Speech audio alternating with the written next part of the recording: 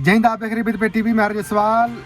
बेहद बड़ी खबर के साथ उपस्थित हुए। खबर आ रही है बिजली विभाग के अंतर्गत, जहां पर आउटसोर्स कर्मचारी बिजली पर कार्य करते हुए दुर्घटनाग्रसित हुआ और दुर्घटनाग्रसित होने के बाद में दिवंगत हो गया। मैं बात कर रहा हूं सतना जिले अंतर्गत रामपुर बघेलान संभाग के अधीन साजापुर वितरण केंद्र के अंतर्गत जीतराम सिंह, उम्र लगभग 23 से 24 वर्ष की बताई जा रही है, जो बिजली पर कार्य करते हुए बिजली के करंट के चपेट पे आने पर दिवंगत हो गया है। मैं बात कर रहा हूँ, ये वही कर्मचारी था जो आउटसोर्स के रूप में कार्य करता था, जिसकी न तो जॉब सिक्योरिटी थी, न तो किसी भी तरह से जो 45 वर्ष की उम्र होने के बाद में किसे रिटायर कर दिया जाता है। वही कर्मचारी था जो बिजली विभाग में नियम के विरुद्ध कार्य कर रहा था।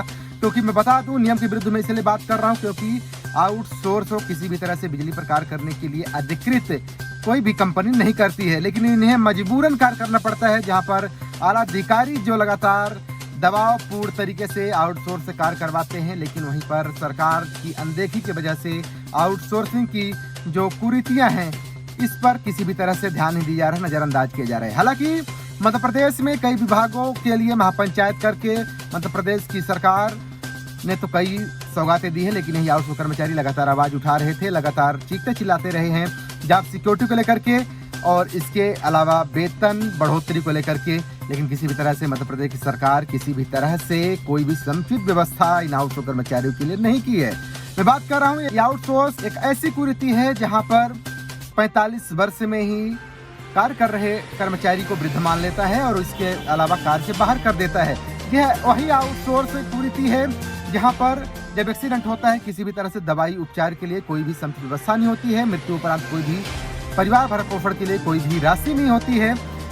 ये वही आउटसोर्स कुरीति है जहां पर पूरे मध्य प्रदेश में आउटसोर्स से ही कार्य लिया जा रहा है। आउटसोर्स सभी विभागों की रीढ़ की हड्डी माना जा रहा है। और खासतौर पर बात करूं बिजली विभाग में, जहां पर नियमित कर्मचारी 62 वर्ष तक उम्र के पड़ाव में भी कार्य कर रहे हैं, लेकिन किसी तरह से खंभे में चढ़ने के लिए वो उनके पास ताकत नहीं रह गई। केवल 10% कर्मचारियों को छोड़ दिया जाए तो 90% ऐसे कर्मचारी है जो केवल दर्शन मात्र के लिए हैं। लेकिन फिर भी मध्य प्रदेश सरकार लगातार इनकी उम्र बढ़ा रही है, लेकिन आउटसोर्स कर्मचारियों के लिए जो समान कार्य समान वेतन की लगातार मांग करते हैं, जॉब सिक्योरिटी की मांग करते हैं, जो समान कार्य करते हैं, लेकिन इनको किसी भी तरह से वेतन समान नहीं दिया जाता है।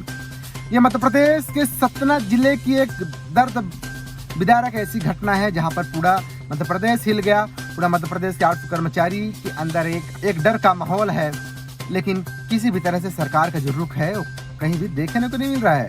हालांकि जो आउटसोर्स कर्मचारी के जो परिजन हैं वो सड़कों पर लगातार आंदोलन कर रहे हैं, मांग कर रहे हैं कि 20 लाख के आसपास की मुआवजा दी जाए और इसके अलावा कोई न कोई अनुकंपा भी दी जाए। लेकिन आउटसोर्स की जो कुरीति है, इसमें अनुकंपा को कोई भी पॉलिसी देखने को नहीं मिल रहा है।